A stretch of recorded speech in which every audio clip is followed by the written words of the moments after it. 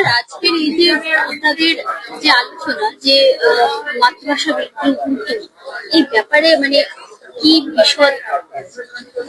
আসলে 19শে মে 1961 সালে রবীন্দ্রনাথের শতবর্ষ। তখন আসামে বরাক উপত্যকায় বাংলা ভাষার জন্য, বাংলা ভাষাকে সরকারিভাবে ব্যবহার করার জন্য যে আন্দোলন হয়েছিল, তাতে 11 জন প্রাণ দিয়েছিলেন পুলিশের গুলি চালনায়। কিন্তু দুঃখের ব্যাপার যে এই বিষয়টি, এত বড় গুরুত্বপূর্ণ বিষয়টি, এবং একজন মহিলা প্রাণ দিয়েছিলেন, নারী কমলা ভট্টাচার্য, এটা পশ্চিমবঙ্গে একদমই আলোচিত হয় না। পশ্চিমবঙ্গের ভাষা আন্দোলন বললে একেবারে সেই বাংলাদেশ বা পূর্ব পাকিস্তান, যার সঙ্গে আমাদের কোনো সংযোগ নেই, সেটাই হয়। সুতরাং আমরা এই দিনটিকে স্মরণ করি, আমরা চাই যে বাংলা ভাষার জন্য এই জিনিসটা এখানে আলোচিত হোক। কিন্তু এটা তো শুধু পুরানো জিনিসকে মনে করলেই কিছু হয় না। আজকের পশ্চিমবঙ্গের একটা পরিবর্তিত অবস্থাতে আমাদের খুব দায়িত্ব রয়েছে যে বাংলা ভাষা যাতে তার নিজস্ব সংস্কৃতিকে বহন করে চলে। এবং খুব পরিষ্কার করে আরো বলতে গেলে যে বাংলা বললেই কেউ বাঙালি হয় না। বাংলা ভাষী এবং যে ভারতের সনাতনী ঐতিহ্যকে নিজের ঐতিহ্য ভাষায় বহন করে সেই বাঙালি, এই বিষয়টিকে আহ স্থাপন করা এবং আমাদের কে বাঙালি এটিকে প্রতিষ্ঠা করা দরকার। আমরা সেই কাজটার প্রচেষ্টা করছি বিভিন্ন ভাবে। এটাও তাই, এই যে কমলা ভট্টাচার্যের স্মারক বক্তৃতা, এটা 3য় বর্ষ। আমরা আগামী দিনেও করবার চেষ্টা করব। না, আমাদের পদক্ষেপ মানে আমাদের তো মূলত এগুলি চিন্তা গোষ্ঠী, মানে আমরা যে চিন্তাগুলো করি সেগুলো বিভিন্ন জায়গায় প্রসারিত করি, আমরা লেখালেখি করি, এবং এইভাবেই আমরা যে চিন্তাটা করছি সেটা যাতে সমাজে যায়। এবং যেরকম বললাম যে আমাদের এই সমস্ত ইতিহাসগুলো যাতে স্কুল সিলেবাসে আসে, বিভিন্ন চর্চায় আসে, যেগুলোকে আগে করা হতো না, সেগুলোই আমাদের প্রচেষ্টা। এই যে উর্দু ভাষা, সেটাও তো আমাদের বাংলা পুস্তকে অনেক ঢুকে আছে, সে শব্দগুলো, সেগুলোর ব্যাপারে কিছু?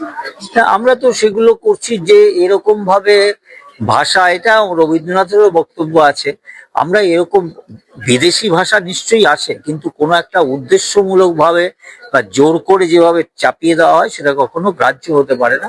আমরা বাংলা ভাষা থেকে এগুলো যাতে তুলে দেওয়া হয়, অপসারণ করা হয়, সে ব্যাপারে আমরা নিশ্চয়ই সচেষ্ট হব এবং হয়তো অনেকটা করতেও পারি। এই যে 21শে ফেব্রুয়ারি, সেটাই তো আমরা জানি যে আন্তর্জাতিক মাতৃভাষা দিবস, এই সম্পর্কে আপনার কি মত? দেখুন, আন্তর্জাতিক মাতৃভাষা দিবস হচ্ছে আমাদের রাষ্ট্রসংঘে প্রতি মানে যতগুলো দিন বছরে 365টা, তার বেশি দিবস আছে। সুতরাং বিভিন্নভাবে বিভিন্ন দিবস মানে স্থাপিত হয়ে যায়। মাতৃভাষা দিবস বলে বাংলাদেশ এটা করতে পেরেছে, তাতে আপত্তির কিছু নেই, তারা করেছেন। কিন্তু আমাদের কথা যে 21শে ফেব্রুয়ারির সঙ্গে পশ্চিমবঙ্গের বাঙালির কোনো সম্পর্ক নেই। ফলে এটা যেমন বিভিন্ন আন্তর্জাতিক দিবস আছে সেরকম থাকুক, কিন্তু তার জন্য আমাদের আলাদা করে কোনো রকম ভাবে, আমরা দেখছি যে পশ্চিমবঙ্গে বিভিন্ন জায়গায় বাংলাদেশের যে 21শে ফেব্রুয়ারির যে একটা স্মারক, সেগুলো স্থাপিত হচ্ছে, এগুলো এখানে একেবারেই অপ্রয়োজনীয় এবং আমাদের বাংলা ভাষার ইতিহাসকে, পশ্চিমবঙ্গের বাংলা ভাষার ইতিহাসকে ক্ষতি করছে। উর্দু ভাষা কিভাবে বাংলা ভাষাকে? উর্দু ভাষা বাংলা ভাষাকে ক্ষতি করছে কারণ এটা যেটা আলোচিত হচ্ছিল যে উর্দুকে ধরে নেওয়া হয় একটা ইসলামের প্রতীক, ইসলামী ভাষার প্রতীক, এবং মুসলমান যারা মনে করেন যে বাংলা এই ভাষাটাকে সংস্কৃতের থেকে সরিয়ে দিতে হবে, এবং এটা মুসলমানরা মনে করেন তা না, পশ্চিমবঙ্গের সেকুলাররাও মনে করেন যে বাংলায় যথেষ্ট কত রকম ভাবে সংস্কৃত থেকে সরিয়ে আনা যায়, তার ব্যাকরণকে কত রকম ভাবে মানে নষ্ট করা যায়, নত্ব সত্য তুলে দিয়ে বানান যা খুশি করা যায়, এটা এখানকার সেকুলারদের একটা খুব পরিকল্পিত চক্রান্ত। যেমন আনন্দবাজার পত্রিকা, ছাত্র, বিদ্যার্থী, এতগুলো আমাদের শব্দ আছে সেখানে, সেটাকে একটা পড়ুয়ার মতো একটা মানে খুব অত্যন্ত বাজে একটা শব্দ পড়ুয়া করে দিয়েছে। তো এভাবে উর্দু ঢুকছে, আকাশ হয়ে যাচ্ছে আসমান, রামধনু, রংধনু, এবং বিভিন্ন শব্দগুলো আমাদের এখানে যেমন কোনো একটা বিষয়ে বলতে গেলে তখন কত উর্দু ব্যবহার করা যায় তা দিয়ে কেমন কিছু তার সেকুলারিত্ব প্রমাণ হয়। তা আমাদের প্রচেষ্টা যে এইগুলো বাংলা ভাষা থেকে দূর করতে হবে। এটা একটা বিদেশি ভাষা, একটা ভাষায় আসতেই পারে, উর্দুও আসতে পারে, কিন্তু সেটা যদি একটা কোনো উদ্দেশ্য নিয়ে এগুলোকে ঢোকানো হয়, সেটা ভাষার ক্ষতি করে, আমাদের ভারতীয় সংস্কৃতির ক্ষতি করে। অনেকে তো যারা পাঠক তারা তো অনেকে জানেই না এই শব্দগুলো অনেকে বুঝতেই পারে না। না, আমাদের সেটা জানাতে হবে যে কেন আমাদের নিজস্ব ভাষায় সেই শব্দ থাকা সত্ত্বেও আমি কেন এগুলো ব্যবহার করব। হ্যাঁ, সেগুলো আমাদের তো গত প্রায় 100 বছরের যে প্রচার চলেছে, যেরকম ভাবে চলে, তার ফলে আমরা অনেক কিছুই জানি না। সেটাই আমাদের দায়িত্ব। সচেতন কিভাবে করবেন? এরকম ভাবে এই যে আমাদের সভা সমিতি সিলেবাসে আনা, তারাও যেরকম ভাবে করেছে, একই কথা বারবার বললে মানুষের মধ্যে করা হয়, তখন তারা জানতে পারে, শিখতে পারে। এটাই চেষ্টা করবো। আগামী দিনে বদল সম্ভব? অবশ্যই আমাদের তো এটা করতেই হবে, এটা আমাদের অস্তিত্বের ব্যাপার। আমরা যদি এই বদলগুলো না করতে পারি, তাহলে বাঙালি মানে বাংলাভাষী হিন্দু, তাদের অস্তিত্বই থাকবে। দাদা, এই যে আমরা দেখছি মাতৃভাষা বিভাগে উঁচু, এই ব্যাপারে আপনি কথা বললেন, মানে এই বিষয়টা আমাদেরকে একটু যদি clear করেন। শিলচরের কমলা ভট্টাচার্যরা নিজের জীবন বলিদান দিয়েছিলেন। তারপরে বাংলাদেশ হওয়ার আগে বাঙালি জাতীয়তাবাদ বা তার প্রতীক হিসেবে বাংলা ভাষাকে সামনে নিয়ে আসা হয়, কিন্তু সেটা ঠিক কতটা ভাষার আন্দোলন ছিল তাই নিয়ে এখন নিত্য নতুন গবেষণায় নতুন নতুন তথ্য উঠে আসছে। বাংলা ভাষা যদি ধ্রুপদী বাংলা ভাষা বলে কোনো কিছু থাকে, সেটা পশ্চিমবঙ্গের বাঙালির বাংলা মাতৃভাষা। ভাষার মতন হবে, কিন্তু ধ্রুপদী বাংলা একমাত্র ভারতের পশ্চিমবঙ্গেতেই আছে।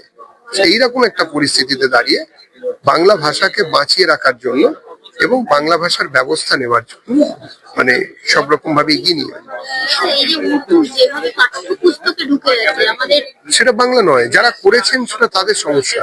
আমাদের আজকে এখানে আলোচনা হলো, আমরা এই জিনিসকে বন্ধ করার জন্য এই সংগঠনের পক্ষ থেকে আরো বিভিন্ন সংগঠন তারা কাজ করে। এটাতে সফল হতেন? মানে দেখুন, পাঠ্যপুস্তক থেকে যে সমস্ত শব্দগুলো অনেক লেখার মধ্যে তো উর্দু ভাষা ঢুকে আছে। দেখুন, একটা কথা রবীন্দ্রনাথ ঠাকুর বলেছিলেন, খুন শব্দটি যদি নিহত হওয়ার জন্য ব্যবহৃত হয় তাহলে কোনো আপত্তির কারণ থাকিতে পারে না, কিন্তু খুন শব্দটি যদি রক্ত হিসেবে যদি ব্যবহৃত হয় তাহলে সেটা সরাসরি অন্য ভাষাকে অনুসরণ করা হয়ে যায়। ঠিক সেই রকম প্রয়োজনে বাংলা ভাষার সঙ্গে অন্য ভাষা মিলবে, এটা ভাষা তত্ত্বের নিয়ম, কিন্তু তা বলে জোর করে যদি কোনো ভাষাকে চাপিয়ে দেওয়া হয়, আমরা তার বিরোধিতা করি। একটা রাজনৈতিক প্রশ্নে আসছি দাদা, মমতা বন্দ্যোপাধ্যায় কিছুদিন আগেই ওয়াই চ্যানেলে একটা ভরা সভার মধ্যে বলেছিলেন যে আমি এমন কিছু তথ্য জানি, এমন কিছু কথা জানি যা বললে হয়তো মানে এই যে একটা ওসব জিনিস মমতা বন্দ্যোপাধ্যায় জানেন। তবে এই ধরনের কথা যেটা রাষ্ট্রবিরোধী শুধু নয়, রাজনৈতিক দেউলিয়াপনা এবং সুবিধাবাদকেই লক্ষ্য করে বলা, এটা আমরা বুঝতে পারছি। এইরকম একটা আপনারা কোনো পদক্ষেপ নেবেন না? মানে ওনার তো ওর পদক্ষেপ নেওয়ার বিষয় কি আছে? রাষ্ট্র বুঝবে, রাজ্য সরকার বুঝবে, দেশের সরকার বুঝবে। আমাদের এই নিয়ে সাধারণ বাঙালির বা কোনো রাজনৈতিক দল হিসেবে ওনাকে আর কোনো রকম প্রাধান্য দেওয়ার কোনো প্রয়োজন নেই। যে দলটি ক্ষমতা থেকে চলে যাওয়ার 29 দিনের মাথায় ছিন্ন বিচ্ছিন্ন হয়ে বিলীন হয়ে যায় রাষ্ট্রবিজ্ঞানের নিয়ম মেনে, তিনি এবং তার দল এই মুহূর্তে শুধু অপাঙ্ক্তেও নয়, অপ্রাসঙ্গিক। আমরা এই বিষয়ে কোনো আলাদা করে কোনো কথা বলার জায়গায় নেই। যারা দেখছেন, যারা শুনছেন, সবাই দেখতে শুনতে পাচ্ছেন, বুঝতে পারছেন উনি ঠিক কি চাইছেন। কিন্তু এইরকম উস্কানিমূলক কথা উনি আগেও বলেছেন এবং এবারেও বলবেন। ওটা ওনাদের ব্যাপার, সরকার বুঝবেন, নিশ্চয়ই সরকার দেখছে।